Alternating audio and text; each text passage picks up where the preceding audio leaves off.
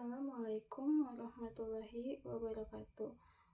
Perkenalkan, nama saya Nur Sahida. Saya berasal dari kelas AK 701, prodi Akuntansi PJJ S1.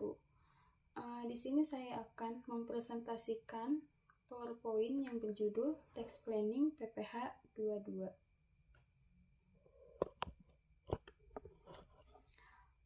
Yang pertama ada pengertian tax planning. Pengertian tax planning yaitu cara meminimalisasi beban pajak dengan tidak melanggar undang-undang perpajakan yang berlaku. Tax planning atau perencanaan pajak dalam konteks pajak penghasilan (PPH) adalah strategi yang dilakukan oleh wajib pajak untuk meminimalkan jumlah pajak yang harus dibayar secara legal sesuai dengan ketentuan undang-undang perpajakan yang berlaku.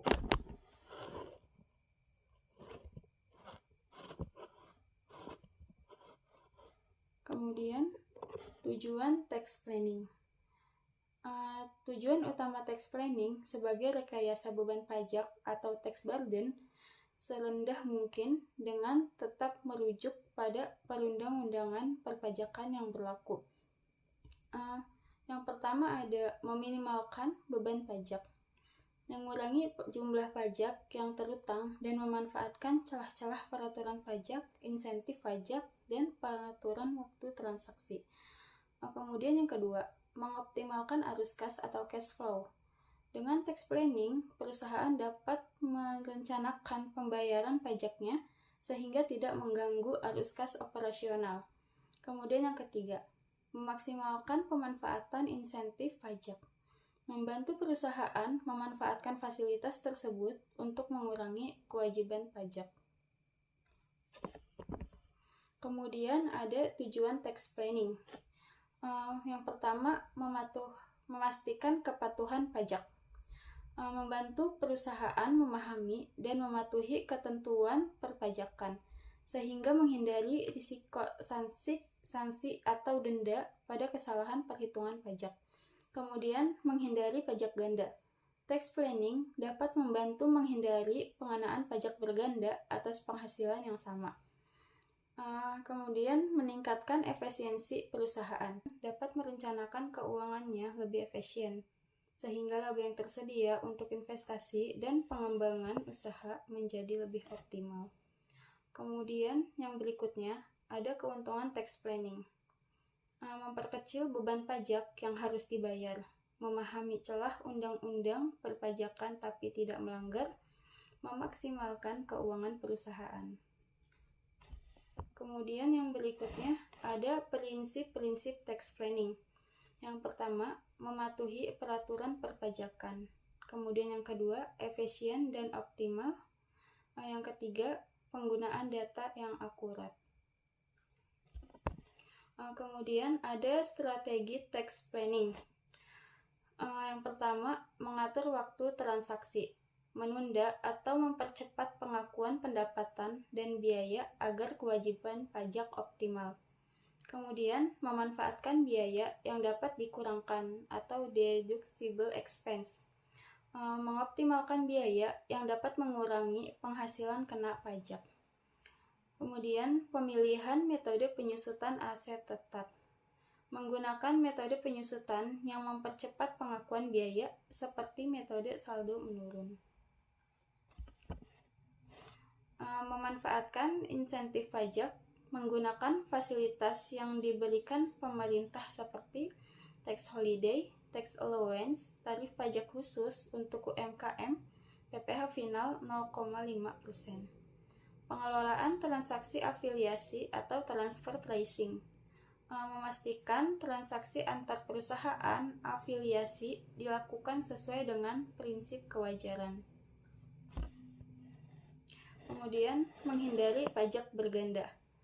Memanfaatkan perjanjian penghindaran pajak berganda atau P3B dalam transaksi internasional untuk mencegah pengenaan pajak ganda. Berikutnya, ada pengaturan bentuk badan usaha. Memilih bentuk badan usaha PT, CV, firma, atau individu yang paling menguntungkan secara pajak. Kemudian, Berikutnya ada pajak penghasilan pasal 22. Pajak penghasilan pasal 22 yaitu pajak yang dipungut oleh bendaharawan pemerintah, baik pemerintah pusat maupun pemerintah daerah, instansi atau lembaga pemerintah dan lembaga-lembaga negara lainnya berkenaan dengan pembayaran atas penyerahan barang dan badan-badan tertentu, baik badan pemerintah maupun swasta, berkenaan dengan kegiatan di bidang impor atau kegiatan usaha di bidang lain. Kemudian ada subjek PPh 22. Yang A, memungut atau yang memotong PPh 22. Yang pertama ada Bank Devisa dan Direktorat Jenderal Bea dan Cukai atau DJBC. Bendahara pemerintah dan kuasa penggunaan anggaran atau KPA. Kemudian yang ketiga, bendahara pengeluaran. Yang keempat, kuasa pengguna anggaran atau KPA. Yang kelima, badan usaha milik negara atau BUMN. Kemudian industri dan eksportir. Dan yang ketujuh, industri atau badan usaha.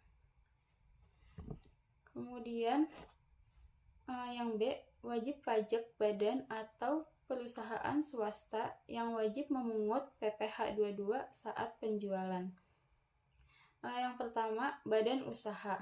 Kemudian yang kedua, agen tunggal pemegang merek atau ATPM, agen pemegang merek atau APM, dan importir hukum kendaraan bermotor.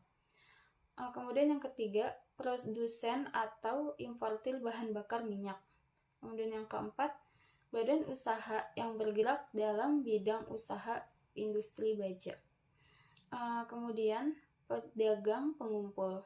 Kemudian yang keenam, sesuai dengan PMK nomor 90 per PMK 03 2015, pemerintah menambahkan pemungut PPh 22 dengan wajib pajak badan yang melakukan penjualan barang yang tergolong sangat mewah. Kemudian berikutnya ada PMK nomor 8 garing PMK 03 2008, yaitu pajak penghasilan pasal 22 diatur dalam KMK 254 atau KMK 03 2001. Bagaimana telah diubah di akhir dengan PMK nomor 8 PMK 03 2008. Pajak ini menyangkut PPh pasal 22 impor, PPh pasal 22 bendaharawan, dan BUMN atau BUMD atas pembayaran untuk pembelian serta penyerahan barang yang dibebankan ke APBN atau APBD. Kemudian yang kedua, ada PMK nomor 253 garing PMK 03 2008. PPh pasal 22 atas kegiatan usaha lain seperti produksi Pertamina, produksi rokok, semen, otomotif, baja, kertas, dan lain-lain. PPh pasal 22 atas penjualan barang yang tergolong sangat mewah. Kemudian yang berikutnya ada pengecualian-pengecualian atau tax exemption pasal 22. Yang pertama, barang impor dan suatu penyerahan barang yang berdasarkan ketentuan pengaturan perundang-undangan tidak terutang pajak penghasilan. Kemudian impor barang yang dibebaskan dari pungutan biaya masuk dan atau pajak pertambahan nilai sebagaimana ditetapkan dalam Keputusan Menteri Keuangan nomor 254 atau KMK 03 2001 yang telah berubah dengan KMK nomor 392 KMK 03 2001 dan 236 atau KMK 02 2003 dan 154 PMK 02 atau 2007 dan terakhir diubah dengan PMK nomor 8 PMK 03 2008. Kemudian pengajuan SKB PPh Pasal 22. Sesuai dengan Keputusan Dirjen Pajak Nomor 192 atau PJ 2022. Wajib pajak dapat mengajukan permohonan pembebasan dari pemotongan atau pemungutan PPh Pasal 22 oleh pihak lain kepada Direktur Jenderal Pajak karena yang pertama, wajib pajak yang dalam tahun pajak berjalan dapat menunjukkan tidak akan terutang pajak penghasilan karena mengalami kerugian fiskal. Kemudian yang kedua, wajib pajak berhak melakukan kompensasi kerugian fiskal sepanjang kerugian tersebut jumlahnya lebih besar dari perkiraan penghasilan neto tahun pajak yang bersangkutan. Kemudian yang ketiga, pajak penghasilan yang telah dibayar lebih besar dari pajak penghasilan yang akan datang. Kemudian yang berikutnya ada tarif PPh 22. Pada impor, tarif PPh Pasal 22 ini bervariasi, tergantung apakah perusahaan punya angka pengenal impor atau API atau tidak. Dan kalau tidak dikuasai, artinya barang tidak bertuan. Yang pertama ada 2,5%. Dikenakan PPh Pasal 22 sebesar 2,5% dari nilai impor. Kemudian 7,5% dikenakan PPh Pasal 22 dari harga jual lelang. Kemudian 7,5% dikenakan PPh Pasal 22 dari harga jual lelang atau barang tidak dikuasai. Persentase tersebut dihitung dari harga barang atau nilai SIP ditambah BM atau Cost Insurance and Freight dan ditambah bea masuk dan bea masuk tambahan jika ada. Kemudian, objek dan tarif PPh 22. Yang pertama ada impor barang. Importir yang memiliki API dipungut oleh Direktorat Jenderal Bea dan Cukai atau Bank Devisa sebesar 2,5%. Kemudian, importir kedelai, gandum, dan tepung terigu sebesar 0,5%. Kemudian importir yang tidak memiliki API sebesar 7,5% dan impor yang tidak dikuasai sebesar 7,5%. Kemudian yang kedua, pembelian barang yang dilakukan oleh bendahara pemerintah, bendahara pengeluaran, kuasa pengguna anggaran, dan penjabat penerbit surat perintah bayar. Dipungut oleh pihak yang membayar atau membeli, bendaharawan pemerintah, Direktorat Jenderal Anggaran sebesar 1,5%. Kemudian penjualan oleh Pertamina atau non-PPN dipungut oleh Pertamina. Yang pertama ada BBM ke SPBU Pertamina maupun ke bukan SPBU Pertamina, yaitu tarifnya 0,25% dan 0,3%. Bahan bakar gas atau LPG pelumas itu 0,3%. Dan kemudian yang keempat, penjualan barang yang tergolong sangat mewah yaitu 5%. Kemudian tarif atas penjualan dan hasil produksi. Yang pertama, kertas dengan tarif 0,1%, semen 0,2%, baja 0,3%, dan otomotif 0,45%. Kemudian contoh tax planning PPh Pasal 22. Yang pertama, penggunaan barang kena pajak atau BKP yang tepat. Kemudian yang kedua, pemanfaatan fasilitas PPh 22 untuk ekspor. Barang ekspor umumnya tidak dikenakan PPh Pasal 22 atau dikenakan tarif yang lebih rendah. Oleh karena itu, perusahaan yang bergerak dalam bidang ekspor dapat memanfaatkan fasilitas ini untuk merencanakan aliran kas yang lebih efisien. Mereka dapat mengoptimalkan ekspor barang yang sebelumnya dikenakan PPh 22 untuk mengurangi pajak. Kemudian yang ketiga, pengurangan kewajiban PPh 22 dengan surat keterangan bebas. Untuk perusahaan atau individu yang memiliki kualifikasi tertentu, misalnya eksportir atau perusahaan yang berstatus tertentu, mereka dapat mengajukan surat keterangan bebas atau SKB dari Direktur Jenderal Pajak yang membebaskan mereka dari kewajiban membayar pajak PPh 22. Pengajuan ini harus didasarkan pada peraturan yang berlaku dan membutuhkan pembuktian kualifikasi tertentu. Kemudian yang keempat, pemilihan dan pengelompokan barang. Pemilihan dan pengelompokan barang yang dijual juga dapat mempengaruhi kewajiban PPh 22.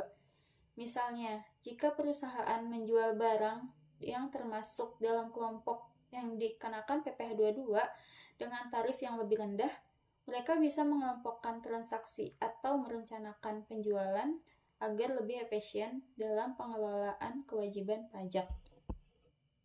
Kemudian yang kelima, perencanaan pembayaran PPh 22 dengan cara angsuran. Untuk perusahaan yang dikenakan kewajiban PPh 22 dalam jumlah besar, mereka dapat merencanakan pembayaran secara angsuran. Hal ini bisa mengurangi tekanan aliran kas perusahaan dan membantu pengelolaan keuangan yang lebih baik. Namun perusahaan tetap harus mengikuti ketentuan yang berlaku terkait waktu dan cara pembayaran. Kemudian yang keenam, mencatat pembelian dengan benar. Pembelian barang atau bahan yang digunakan dalam produksi atau penjualan dapat mempengaruhi jumlah PPh 22 yang harus dibayar. Oleh karena itu, pencatatan transaksi pembelian barang yang dikenakan PPh 22 dengan sangat penting. Perusahaan dapat mengurangi beban pajak dengan memastikan bahwa pembelian barang yang dikenakan PPh 22 tercatat dengan tepat. Kemudian yang ketujuh, koordinasi dengan konsultan pajak.